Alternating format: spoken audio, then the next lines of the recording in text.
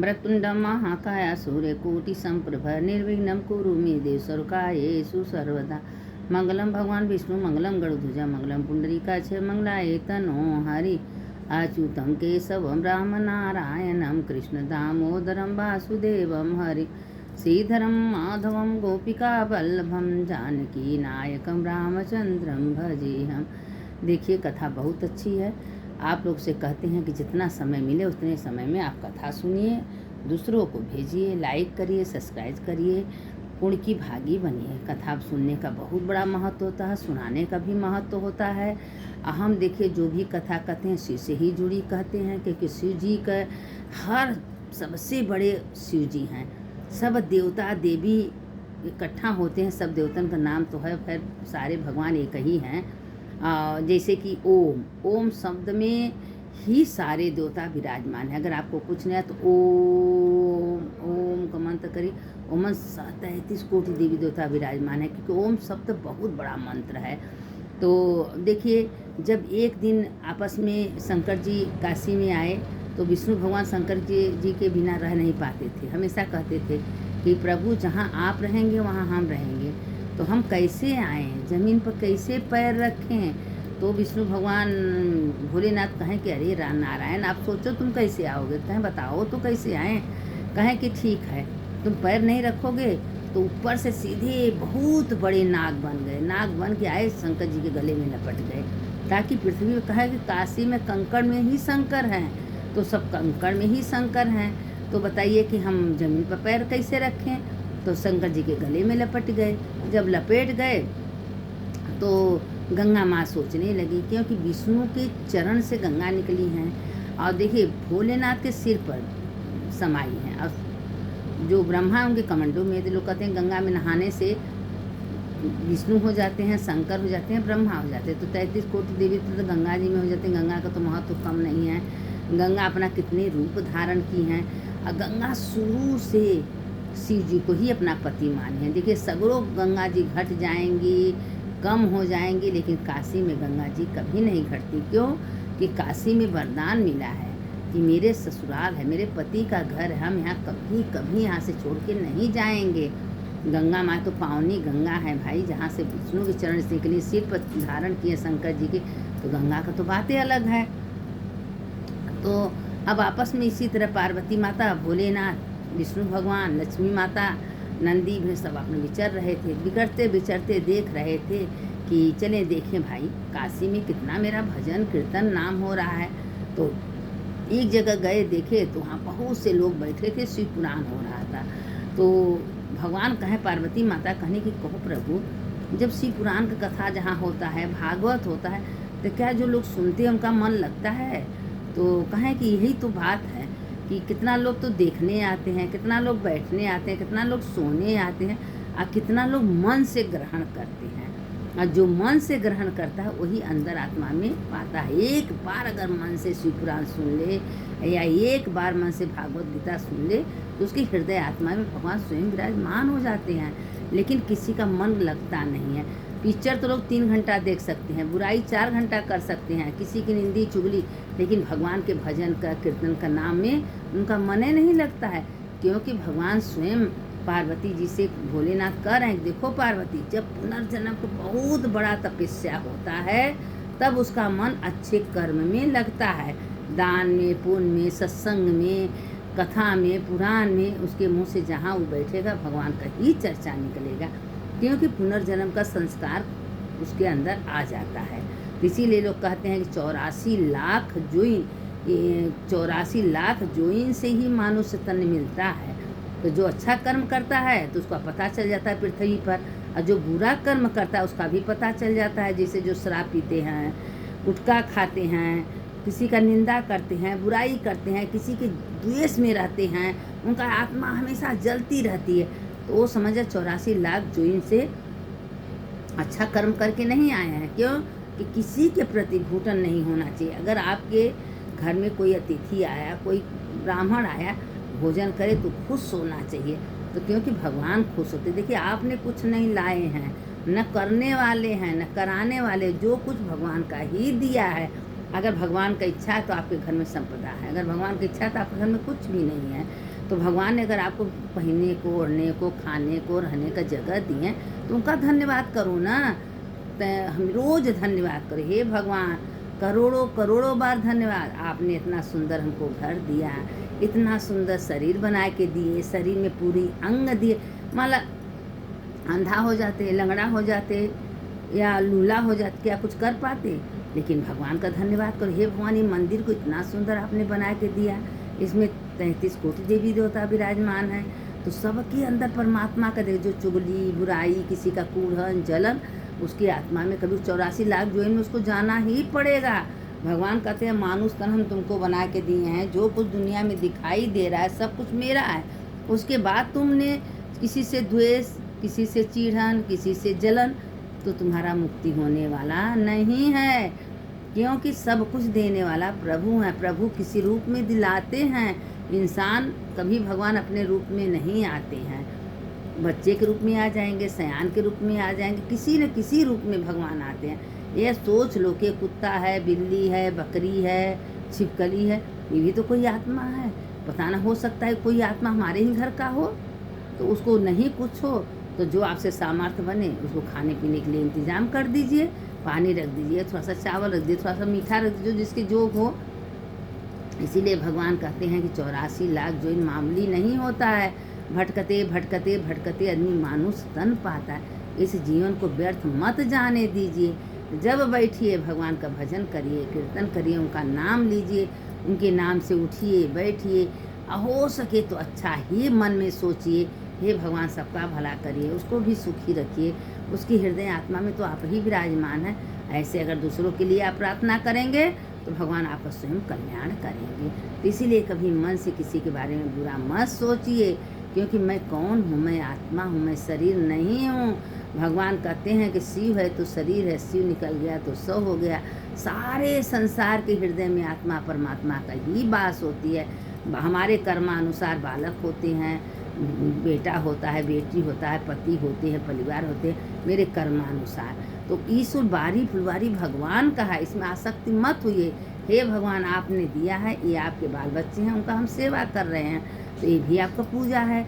आप घर में झाड़ू लगा रही हैं तो ये बात सोच लीजिए मन में कि हे प्रभु, हमने आपके घर में आपके मंदिर में हम झाड़ू लगा रहे हैं, आपके मंदिर को साफ कर रहे हैं। आपके प्रभु जो भगवान लोग आए थे सारे भोजन किए हैं और जूठा बर्तन हम धो रहे हैं। भगवान हम तो आप ही का सेवा कर रहे हैं। अब काम करते रहिए, मनन करते रहिए, चिंतन करते रहिए।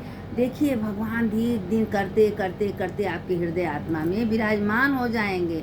उसी पर पार्वती जी से भोलेनाथ कहते हैं कि देखो पार्वती, दुनिया में 84 लाख जो इनसे लोग जन्मते हैं, और जो बहुत अच्छा कर्म करता है वो शिवलोक में, विष्णु लोक में, ब्रह्म लोक में, सूर्य लोक में, चंद्र लोक में जाते हैं। जो बुरा कर्म करता है उसका अधोगति होता है। इसलिए कभी किसी के पति को देख के मत बहुत सुंदर, बहुत अच्छा, बहुत करने वाले हैं, या अपने पति को ही अपने पति में अच्छाई देखिए कि भगवान ने जो भेजे हैं बहुत अच्छा है। भगवान को जो बेटा बेटी दिए बहुत अच्छा दिए हैं, और भगवान ने आपका करोड़ करोड़ बार धन्यवाद, आपने हर अंग स्वस्थ दिए हैं। तो भगवान का धन्यवाद दिन रात करिए और आपका पूजा होते होगा। तो उसी में कहें कि एक राजा थे, वो जंगल में गए, कोई एक लड़की को देखिए, वो जंगल में वो लड़की रो रही थी, लेकिन बहुत खूबसूरत थी, उसके सरे से फूल गिरता था, मतलब एक एक अंग उसका सुंदर था। अब राजा उस पर मोहित हो गई, नहीं देखे कौन लड़की कहाँ का है, कौन जन, बस उस पर मोहित करके उसी से विवाह कर लिए। विवाह करके जब घरे गए तो नहीं सोचते कि कोई बहुत बड़ा राज्य की लड़की थी, वो जंगल में भटक गई थी।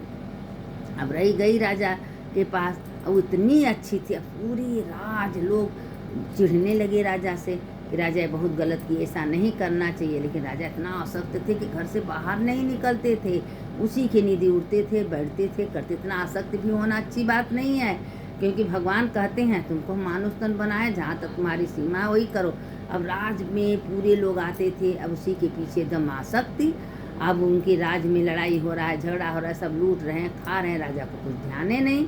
लेकिन एक दिन उसकी पत्नी कही कि देखो आपका जो कर्तव्य है वो करिए, आपका कर्तव्य है राज निभाना, राज बाट देखना।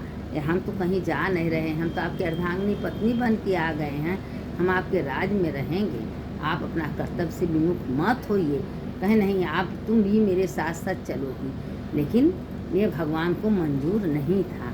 एक दिन क्या हुआ कि राजा, अब देखिए जब बहुत अति होता है ना, तब भगवान से भी बर्दाश्त नहीं होता। एक दिन राजा बहुत ज़्यादा बीमार पड़ गए, इतना ज़्यादा बीमार पड़ गए कि मतलब कि एक एक अंग उनका सड़ने लगा, उनके शरीर में कीड़े पड़ने लगा।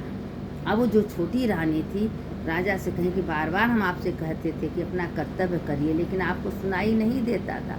लेकिन वो थोड़ा भक्ति टाइप की थी। एक दिन भगवान शंकर के मंदिर में गई। जब शंकर के मंदिर में गई, जल चढ़ा रही थी। भाई राजा के यहाँ तो कोई कमी होता नहीं है, बारी फुलवारी का, फूल का, पत्ती का, बेल पत्ती कुछ नहीं है। वो बेल पत्ती तोड़ती थी, अब भोलेनाथ को पंचामृत से स्नान कराती थी, जल चढ़ाती थी, बेलपत्ती चढ़ाती थी, एक ज्योति जला के भगवान से ही कहती है, भगवान मेरे पाप का दशा में, मेरे पाप का प्रायश्चित मेरे पति को मत दीजिएगा। भगवान दुनिया क्या कहेंगे कि राजा ने दूसरी शादी कर ली। तो राजा तो एकदम बीमार पड़ गए, उनके शरीर में कीड़े पड़ने लगे।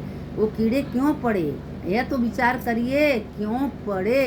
क्योंकि पुनर्जन्म में कोई कुत्ता को मारे थे और उसको घाव हो गया था, और जब घाव हो गया तो उसको कीड़ा पड़ गया, वो कुत्ता से मुंह से हाय निकला।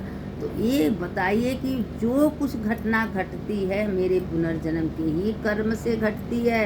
हम पता न कौन ऐसा पाप कर्म किए हैं, क्या नहीं किए हैं, वही पाप के कारण आज हम दुख भोग रहे।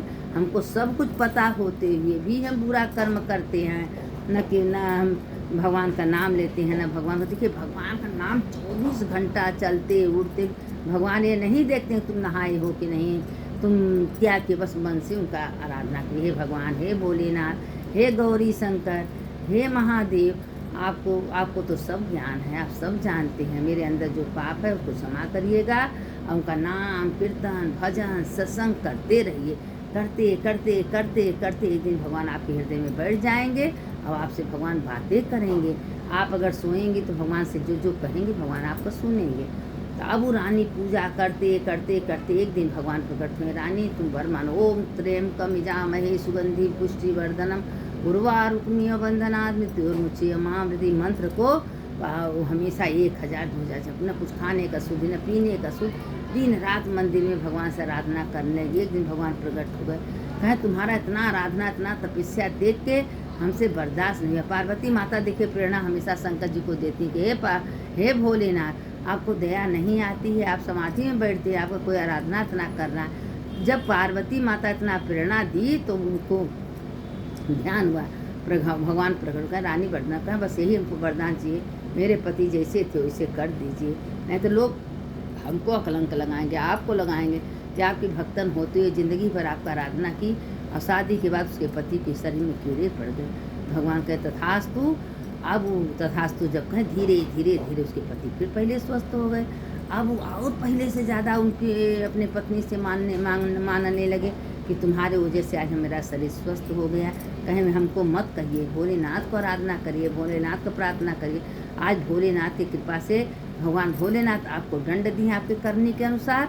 अब भोलेनाथ नहीं आपको ठीक किए हैं, पहले भोलेनाथ को प्रार्थना करिए। मंदिर में गए, प्रार्थना किए भगवान से। कभी भगवान के मंदिर में नहीं जाते थे, कभी भगवान को हाथ नहीं जोड़ते थे। जब आदमी को दुख पड़ता है तो भगवान याद आते हैं, जब सुख रहता है तो भगवान को याद नहीं करते हैं। जब भगवान के मंदिर में गए, भगवान से प्रार्थना किए, भगवान से क्षमा किए, हे भगवान हमारे गलती को क्षमा कर दीजिएगा, हमसे कोई बहुत बड़ा अपराध हुआ था कि जो हमेशा दंड भोगे हैं, लेकिन आपने मेरा कृपा की है। तो भगवान को जब क्षमा किए, भगवान तथास्तु पे। जब कुछ दिन तक राजा जी अपने राज्य को राजपाट समझे, उसके बाद मरने के बाद शिवलोक गए।